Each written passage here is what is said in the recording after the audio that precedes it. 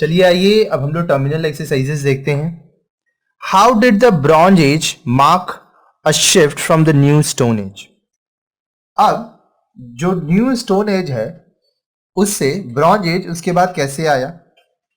The bronze age began around 3000 to 2000 BC in Turkey, Greece and Europe with the making of tools and weaponry from copper and tin alloys। अब देखिए bronze age कब चालू हुआ, 3000 से 2000 BC तक। कहां पर? टर्की, ग्रीस, यूरोप में। इस समय क्या होता था, कॉपर से, तांबा से, टीना से मिलाकर उपकरण बनाए जाते थे, हथियार बनाए जाते थे। Trading networks became important as tin was a rare metal in many regions। अब देखिए ट्रेडिंग जो था, ट्रेडिंग नेटवर्क्स वो महत्वपूर्ण हो गए क्योंकि जो टिन है ये एक रेयर मटेरियल होता था जो सब जगह नहीं मिलता था। ठीक है, तो इसकी वजह से काफी फायदा होने लगा। ट्रेडिंग का मतलब क्या होता है? व्यापार। Climate changes forced the Bronze Age people to develop advanced farming techniques and focus more on animal husbandry, especially cattle breeding, than their Copper Age predecessors। अब देखिए कॉपर एज के पहले क्या था, ब्रॉन्ज एज के पहले कॉपर एज था। ठीक है, तो क्लाइमेट चेंज की वजह से जो लोग ब्रॉन्ज एज में रहते थे उन लोगों को खेती करने के लिए नया टेक्निक, एडवांस टेक्निक लाना पड़ा और वो लोग ज्यादा फोकस करते थे जानवर पालने में, खासकर पशु पालते थे वो लोग। अब दैन देयर कॉपर प्रेसिडर्स मतलब उनके पहले जो कॉपर एज के लोग थे वो यह नहीं करते थे। Agriculture, construction, kilning and smelting foundry centres cause the beginning of large scale deforestation in many areas undergoing development. अब जो क्षेत्र में डेवलपमेंट होता था खेती के लिए, कंस्ट्रक्शन के लिए, किलनिंग के लिए, स्मेल्टिंग फाउंड्री बनाने के लिए, तो वहां पे क्या होता था कि पेड़ काटे जाते थे तो डिफॉरेस्टेशन होता था, काफी जंगल कट जाती थी। किलनिंग क्या होता है? बर्न करने के लिए जगह चाहिए होता है, मिट्टी बनाना है, ब्रिक्स बनाना है, ठीक है, बेकिंग करना है, तो इसलिए किलनिंग बनता था। The late bronze age saw more human Cremation and burials containing ceremonial artifacts।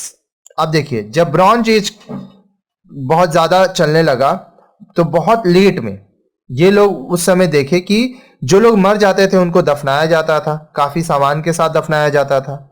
Bronze age people began to form city states and build large cities. Bronze age के जो लोग थे वो लोग क्या बनाए?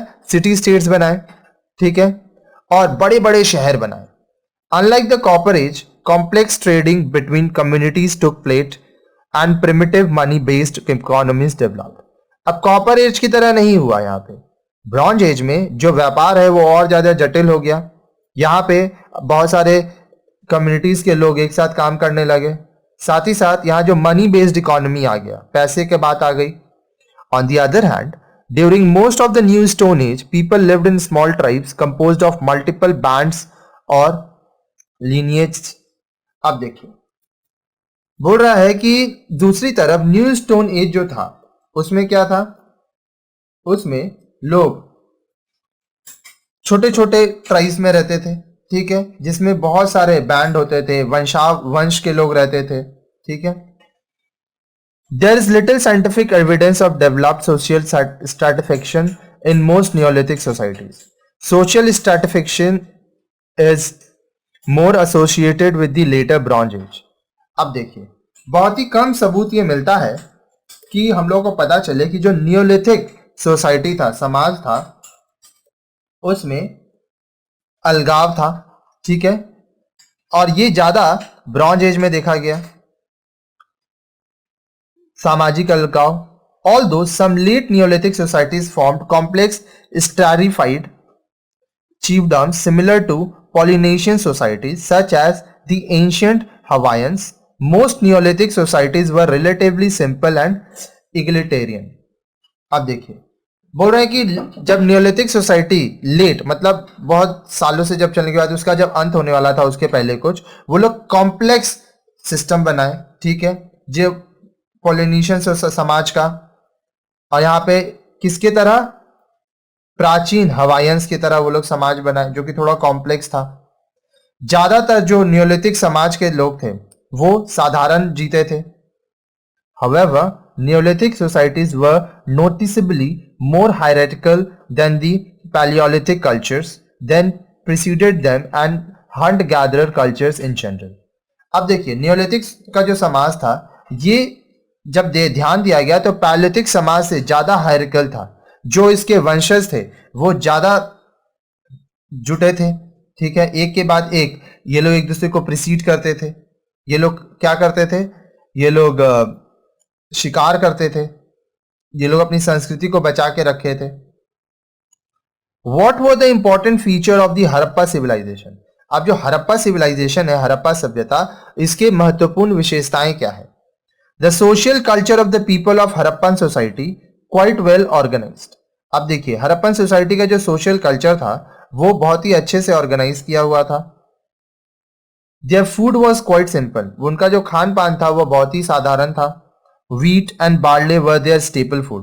उन लोगों का जो मेन फूड था वो क्या था, व्हीट था, गेहूं खाते थे वो लोग, बार्ली खाते थे, ठीक है।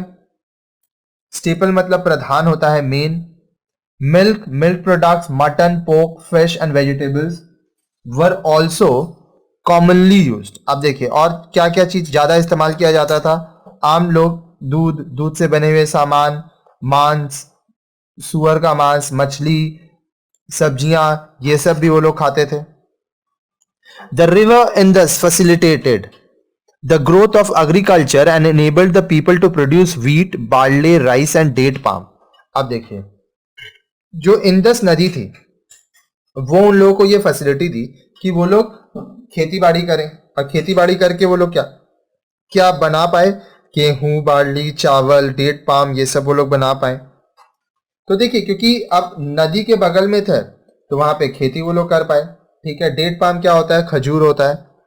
Various types of household articles and utensils have been discovered from the ruins of Mohenjo-daro and Harappa. अब देखिए मोहनजोदारो और हड़प्पा के बर्बाद होने के बाद जो अवशेष बचे उसमें बहुत सारे घर के सामान मिले, बहुत सारे बर्तन मिले उन लोगों के, मोहनजोदारो और हड़प्पा के। These articles and utensils are made of clay, stone and of metals like bronze and copper. अब ये जो आर्टिकल्स मिले, ये जो बर्तन मिले, सामान मिले, वो क्ले से बनते थे, पत्थर से बनते थे, और जो धातु होता था वो ब्रॉन्ज, कॉपर, पीतल, तांबा, ये सब से होते थे। The seals, statues and different objects are unearthed from Mohenjo-daro and Harappa throw light on the religious life of the people. Unearth मतलब खोद के जो निकाले गए थे, कहां से, मोहनजोदारो और हड़प्पा का। क्या निकाले थे, सील्स, उन लोगों का स्टैचू था और अलग अलग तरह के सामान थे। तो वो हम लोग को बताता है कि उन लोगों का जो धार्मिक जीवन था, रिलीजियस लाइफ, वह कैसा था। The worship of mother goddesses was widely prevalent among the people. अब देवी माँ की वो लोग पूजा करते थे। Discuss how the discovery of iron bring in radical changes in life of the people.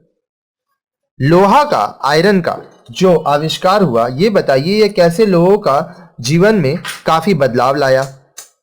Iron has been known since ancient times. प्राचीन समय से लोहा के बारे में लोग जानते हैं, आज भी हम लोग लोहा का इस्तेमाल करते हैं।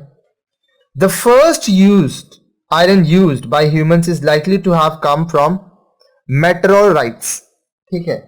अब देखिए जो सबसे पहला ये माना जाता है कि लोहा जो इंसान इस्तेमाल किया था वो कहां से आया था, उल्का पिंड से, टूटा हुआ तारा से। मेटेरोराइट्स क्या होता है, टूटा हुआ तारा, उल्का पिंड। Most objects that fall on earth from space are stony but a small proportion such as the one pictured are iron meteorites with iron contents of over 90%।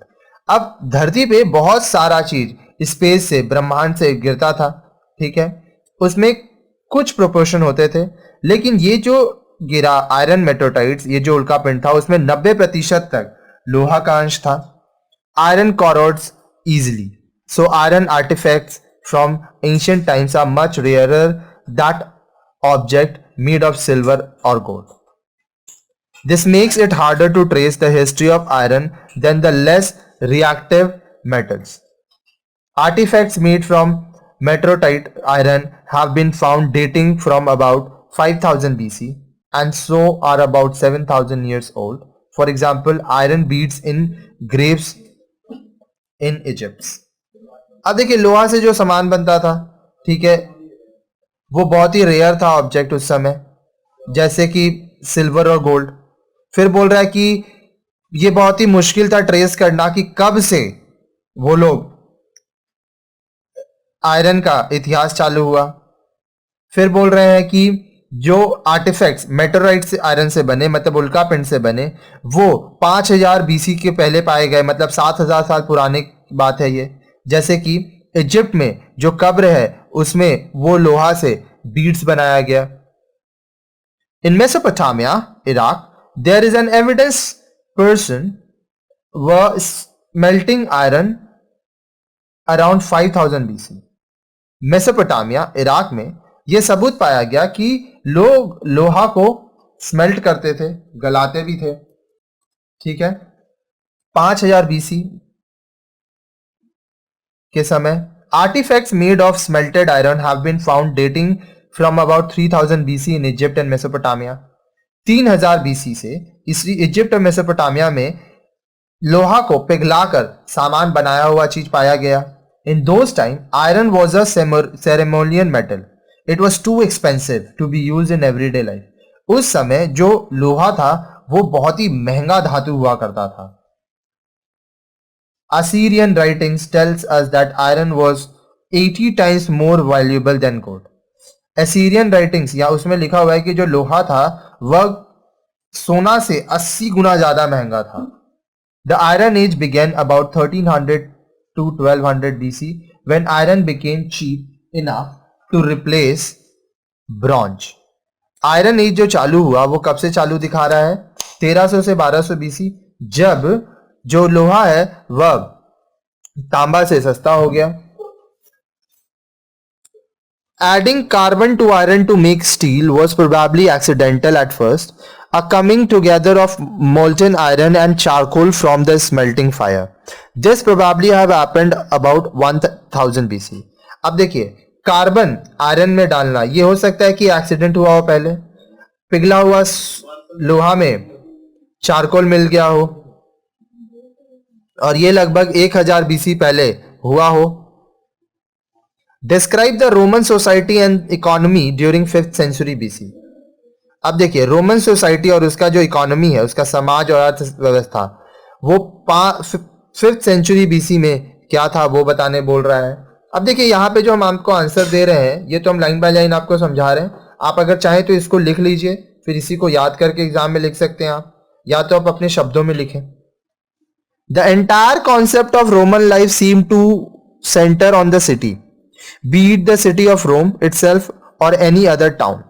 अब देखिए रोमन लाइफ का जो पूरा एंटायर कॉन्सेप्ट था वो क्या था? वो सेंटर ऑन द सिटी, वो शहर पे ही था, चाहे वो रोम का शहर लीजिए या कस्बे को लीजिए। The countryside was a nice place to retire to for a while in order to stay in touch with nature. अब जो कंट्री साइड है, ठीक है, वो एक अच्छा जगह माना जाता था कि आप रिटायरमेंट ले, बुढ़ापा में वहां जिए और प्रकृति के साथ रहे, सामने रहे। Yet it was seen as an unsuitable place for a true citizen. लेकिन एक सच्चे नागरिक के लिए वहां पे रहना बहुत ही मुश्किल था, वो अनसुटेबल प्लेस था, आप आराम से वहां नहीं रह सकते थे। Romans were after all social creatures which craved being part of a society. अब रोमन्स जो थे वो सामाजिक लोग थे, जो लोग समाज में रहना पसंद करते थे। The truly civilized citizens had to be more than educated or successful. अब जो सिविलाइज सिटीजन मतलब अच्छे नागरिक, बहुत ही सफल नागरिक माने जाते थे, वो क्या, या तो बहुत सक्सेसफुल हो, सफल हो, या तो पढ़े लिखे हो। No, in the Roman mindset it was necessary to belong. The Roman needed a community, a family और at least a group of friends around him. अब जो रोमन लोग थे वो लोग एक कम्युनिटी चाहते थे, समाज चाहते थे, परिवार चाहते थे, या कम से कम कुछ दोस्त चाहते थे जो उनके साथ हो। No better place was there for this than a city. अब इसके लिए शहर से अच्छा कोई जगह हो ही नहीं सकता था। And so, if one has to look at the Roman cities merely as hives of economic life, where people settled merely to find jobs, entertainment, and convenience, one would only see part of the picture. तो अगर कोई इंसान Roman शहरों में जाए और वहां खोजे इकोनॉमिक लाइफ, जहां पे लोग खुद को सेटल करते हैं नौकरी पाने के लिए, आनंद के लिए, मनोरंजन के लिए, कन्वीनियंस के लिए, तो वह सिर्फ एक ही हिस्सा देख पाएंगे. Their economic system became heavily dependent on the widespread existence of slave labor. अब वहां पे देखिए क्या था, स्लेव लेबर थे, लोग गुलाम थे जिनके ऊपर उनका इकोनॉमी डिपेंड करता था, निर्भर होता था. The slaves labored in the mines and in the empire's many farms and potteries. अब देखिए जो गुलाम होते थे वो माइंस में काम करते थे, वो साम्राज्य जो होता था उसके फार्म्स में पॉटरीज बनाते थे, काम करते थे सब जगह. The state's public works were largely completed and maintained by slaves. अब देखिए जो राज्य था उसका जो लोगों का काम था वो कौन करते थे, गुलाम करते थे, वो लोग उसको मेंटेन करते थे. Also, the government state bureaucracy depended very much on educated slaves to keep the administration of the empire running. अब देखिए जो सरकार था उस राज्य का, वो लोग ब्यूरोक्रेटिक थे, ठीक है, और वो किसके ऊपर निर्भर रहते थे, वो पढ़े लिखे गुलामों के ऊपर निर्भर रहते थे. क्यों? क्योंकि वही लोग उनका जो एडमिनिस्ट्रेशन था उसको चलाते थे. ब्यूरोक्रेसी का मतलब क्या होता है, नौकरशाही. वो लोग जो सरकार था वो नौकर लोग से काम कराते थे. Even key institutions like the states mints or the distribution of corn dole to poor Romans dependent on slaves. आप देखिए जो की इंस्टीट्यूशन होता था, जो स्टेट्स मिंट्स होते थे, जो डिस्ट्रीब्यूशन ऑफ द कॉर्न डोल होता था, गरीबों को जो बांटा जाता था, वो भी गुलामों से करवाया जाता था. Other educated slaves also kept the private industries going by functioning. अब जो पढ़े लिखे गुलाम और भी जो दूसरे थे, वो जो प्राइवेट इंडस्ट्रीज था उन लोगों को चलाते थे, वहां पे काम करते थे. वहां पे वो काम कैसे करते थे, अकाउंटेंट थे, क्लर्क थे. Other vital services were provided by literate slaves who served as teachers, librarians, scribes, artists and entertainers, even doctors. और भी बहुत सारा महत्वपूर्ण सेवाएं वो लोग देते थे. जो पढ़े लिखे स्लेव्स थे, गुलाम थे, वो लोग क्या करते थे, वो लोग टीचर थे, लाइब्रेरियन थे, और क्या थे, वो लोग स्क्राइब्स थे, आर्टिस्ट थे, एंटरटेनर्स थे, और कुछ डॉक्टर्स भी थे. Also in the private house of Rome, it was slaves who were the servants of their Roman masters watching over their private lives. अब देखिए रोम का जो प्राइवेट हाउस था उसमें भी गुलाम थे, जो लोग किसके नौकर थे, रोमन मास्टर्स के नौकर थे, और उन लोगों का जो निजी जिंदगी था उसमें भी वो लोग देखते थे. तो गुलामों से वहां पे राज करवाया जाता था, मतलब जो राजा थे वो लोग गुलाम से काम करा के राज करते थे. Describe the social, religious and economic life of the early Vedic people. अब जो अर्ली वैदिक पीपल हैं उनका सामाजिक, धार्मिक और आर्थिक जीवन किस हिसाब से था उसको बताना है. The Aryan society was basically patriarchal. अब देखिए अर्ली वैदिक पीपल, इसमें किसकी बात आती है, आर्यन समाज के, ठीक है. वो लोग क्या थे, पैट्रियार्कल थे. पैट्रियार्कल का मतलब क्या होता था, वो लोग परिवार, पति या जाति से संबंधित थे. But women were treated with honour and dignity. लेकिन वो जो महिलाएं थी उनको बहुत ही इज्जत के साथ रखा जाता था, उनका बहुत सम्मान होता था. देयर वॉज नो पर्दा सिस्टम. पर्दा सिस्टम नहीं था. अब पर्दा सिस्टम क्या होता है, आपको घूंघट रखना पड़ता है, चेहरा ढक के रखना पड़ता है, ऐसा कोई उस समय सिस्टम नहीं था. The head of the family was called कुलपति. परिवार का जो सबसे बड़ा होता था उसको कुलपति कहा जाता था. Family was the smallest social unit. जो परिवार होता था वह सबसे छोटा सामाजिक यूनिट होता था. सेवरल फैमिलीज कुल made a village gram and several village form a wish. अब देखिए बहुत सारे परिवार को कुल कहा जाता था, मिलाकर गांव बनता था, ग्राम बनता था, और बहुत सारे ग्रामों को मिलाकर, विलेजेस को मिलाकर विश बनता था. The head of the village and the vish were called gramini and vishpati. अब देखिए जो विश का हेड होता था, विलेज का हेड, विश का हेड, उसको विलेज को ग्रामिनी और विश का विशपति कहते थे. A number of Vish formed a tribe of Jana, which was ruled by a tribal king of Rayan. अब देखिए, ध्यान से समझिएगा, छोटे छोटे परिवार, उससे बना विलेज, विलेज से बना विश, ठीक है। अब बहुत सारे विलेज, जो विलेज का हेड होता था वो ग्रामीणी, जो बहुत सारे विलेजेस को मिला के विश बनता था उसका हेड विशपति, ठीक है। अब बहुत सारे जो विश है उसको मिला के जाना होता था, जिसको कौन रूल करता था? Tribal king Ryan. He had two councils known as सभा एंड समिति to assist him. अब उसके दो काउंसिल्स होते थे, सभा और समिति, जो उनको असिस्ट करते थे, उनका काम संभालते थे, उनको हेल्प करते थे, सब बताते थे। There were also the priest, Purohit, and the chief army, सेनानी। अब उस समय पुरोहित होते थे, सेनानी होते थे। Early Aryan society was not caste based. अब जो पहले आर्यन सोसाइटी जो था उसमें जाति धर्म नहीं होता था, जात पात नहीं माना जाता था। Later it was divided into 4 functional groups, varna. The Brahmanas who performed religious rites, ये ब्राह्मणास होगा, एक ब्राह्मणास हुआ जो रिलीजियस धार्मिक काम करने लगे। Kshatriya who were responsible for warfare and protection, Kshatriya लड़ाई लड़ते थे, जो राज्य था उसको बचाने में उनका काम होता था, प्रोटेक्शन करते थे, सुरक्षित करते थे। Vaishya who were engage themselves in cultivation and trade, and the toiling classes called Shudras. अब देखिए, वैश्यास होते थे जो कल्टीवेशन करते थे, व्यापार करते थे, और जो सबसे अंत आता था वो टॉयलिंग क्लास होता था, शूद्रास, सबसे नीचे शूद्रास होते थे। द इंस्टीट्यूशन ऑफ चतुर आश्रम, that is the 4 stages in life, namely the brahmacharya, stages of celibacy and education, grihastha, stages of living a family life, vanaprasthra, stages of living the life of a recluse in the forest, and sannyasa, the last stage where one leaves the worldly life and prepares for death. अब देखिए, 4 होता था। ब्रह्मचार्य होता था जब आप पढ़ाई करते थे, आप सब कुछ सीखते थे। फिर आता था गृहस्थ, जब आप परिवार बसाते थे।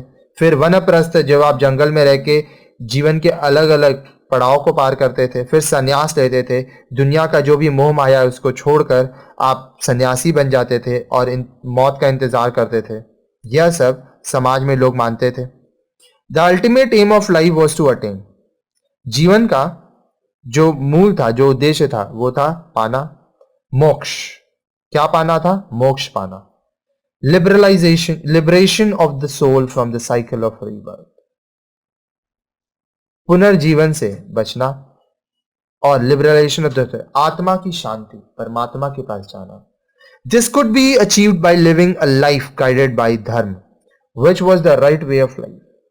अब ये तब होता अगर आप अच्छा धर्म करेंगे, अच्छा जीवन जिएंगे, तो आपको मोक्ष की प्राप्ति होगी। The Gita was and still is considered to be the gospel of God. Gita उस समय भी और आज भी भगवान की कही हुई वाणी कही गई मानी जाती है। इट टीचेस निष्कर्म कर्म, that is fulfilment of once duty without any desire for a reward. वो हमें क्या बताती है गीता? कि आप जो भी कर्म करिए उसकी पीछे फल की आशा ना करें। आप अगर किसी के लिए कुछ कर रहे हैं तो आप ये ना सोचें कि आपको क्या मिलेगा उससे। The Aryans were worshippers of the force of nature, that is fire, water, sun, thunder etcetera, and perform yajna rites. अब देखिए, जो आर्यंस थे वो किसकी पूजा करते थे? प्रकृति की, आग की, पानी की, सूर्य भगवान की, बिजली की पूजा करते थे वो लोग, और यज्ञ करते थे। इंद्रा, अग्नि, वरुण, रुद्र व सम ऑफ द वैदिक गॉड्स। इंद्र भगवान, अग्नि देवता, वरुण देवता, रुद्र देवता, ये उस जमाने में लोग तब से इनकी पूजा करते आए हैं।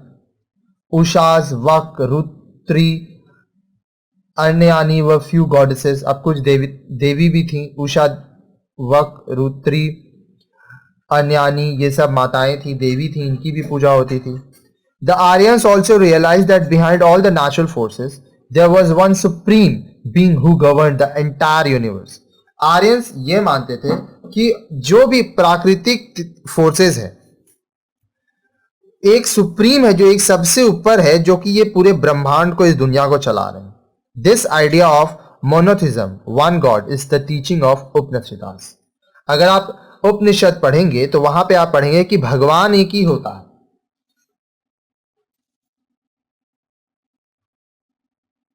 Now what is Dhamma according to Ashoka? अब धम्मा क्या होता है अशोका जी के अनुसार?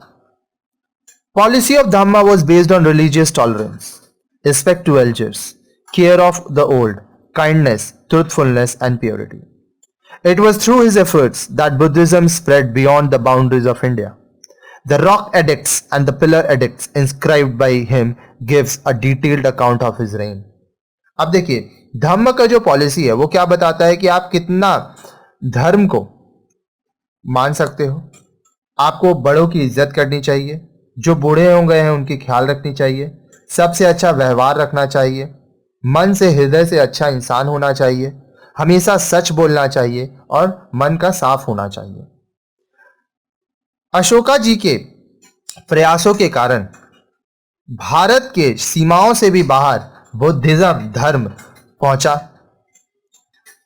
रॉक एडिक्ट्स, पत्थरों पर, चट्टानों में, पिलर्स में, वह उन अशोका के राज्य के दौरान क्या हुआ वह सब लिखा पाया जाता है, वहां से यह सब पता चला। Write a short note on India's contribution to the world civilization. विश्व की सभ्यता में भारत का क्या योगदान रहा, शॉर्ट नोट लिखने बोल रहा है, तो ध्यान से हम लोग देखेंगे। 1. India's contribution to world civilization is very great. Religious tolerance, peace, non-violence and harmony are the special features of Indian society and polity. Bharat का विश्व की सभ्यता में बहुत ही महान योगदान रहा है। रिलीजियस टॉलरेंस, शांति, धर्म, अहिंसा, प्रेम, यह सब जगह समाज में बांटा गया। India was the only place where some kind of democratic and republican form of government existed in ancient time. प्राचीन समय में भारत ही एक ऐसा जगह था जहां पर डेमोक्रेटिक और रिपब्लिकन फॉर्म ऑफ गवर्नमेंट रहा, सरकार रही, जिसमें लोगों को बोलने का मौका मिला। India made tremendous progress in philosophical and various branches of science. Philosophy में और विज्ञान में बहुत तरक्की हुआ भारत का। Indian contribution to the field of mathematics, astronomy, chemistry, metallurgy and medicine is worth mentioning. Aryabhatta and Vrahmihira were famous mathematicians cum astronomers. Charaka and Susruta were great physicians. The concept of zero and the decimal system was first evolved in India. Zero का आविष्कार और फिर decimal system का आविष्कार भारत में हुआ था। The ancient Indians also showed great skill in art, architecture, painting and sculpture. अब जो प्राचीन भारतीय थे वो लोग बहुत ही गुणी थे, आर्ट में, आर्किटेक्चर में, चित्रकारी में, शिल्पकारी में। अशोकन पिलर्स, अजंता, एलोरा के temples, south Indian temple architecture, the famous stupa at Sanchi, Buddha's images of Mathura are only a few example on the vast ocean of Indian art. ये सब बता रहा है कि अशोकन पिलर आप देखेंगे, अजंता देखेंगे, फिर एलोरा केव टेम्पल देखेंगे, साउथ इंडियन अगर टेम्पल, आप कभी साउथ इंडिया घूमने जाए वहां पे टेम्पल देखेंगे, फेमस स्तूपा एट सांची देखेंगे, बुद्धा का इमेजेस देखेंगे मथुरा में, तो आपको समझ में आया कि भारत में कला के प्रति कितने ज्यादा लोग विद्वान थे, कौशल थे उन लोग। There developed many great centers of learning in ancient India like Taxila, Nalanda, Vikramshila, Vallabhi, Kashi and Kachi, which imparted education to both Indian and foreign student। अब देखिए, पढ़ने के लिए भी बहुत सारे सेंटर्स बने, जैसे तक्षशिला बना, नालंदा बना, विक्रमशिला बना, वल्लभी बना, काशी, कांची। यहाँ पर सिर्फ भारतीय नहीं, विदेशी छात्रों को भी पढ़ाया जाता था। Indian learning and scholarship made it's name in foreign lands also. अब देखिए, भारत की जो पढ़ाई थी, यहाँ के जो स्कॉलरशिप थे, वो सिर्फ भारत में नहीं, विदेशों में भी अपना नाम किया। Many great works of literature were produced in ancient India. प्राचीन भारत में लिटरेचर में भी बहुत ही महान काम हुआ। Rigveda is the earliest specimen of Indian European literature. Indian European literature में ऋग्वेदा सबसे पहले बनाया गया था, फिर वेदास, सूत्रास, एपिक्स, रामायणा महाभारता बना था, smritis, Puranas, Tripitakas, Jaina Agamas and other religious text are the products of ancient India. ये सब प्राचीन भारत में हुआ था। There are a number of drama, prose and poetic works, great literary figures like Kalidas, Bana Bhatt, Harisena, Vishakhadatta, Bhasa, Bhairavi, Shudraka and other belong to this period. ये समय पे कालिदास थे, बन्न भट्ट थे, हरिसेना थे, विशाखादत्त, भाषा, बारहवी, शुद्राका और भी बहुत महान महान लोग इस समय में थे। तो भारत का जो योगदान है विश्व के सभ्यता में वह बहुत ही ज्यादा रहा और बहुत ही महत्वपूर्ण रहा।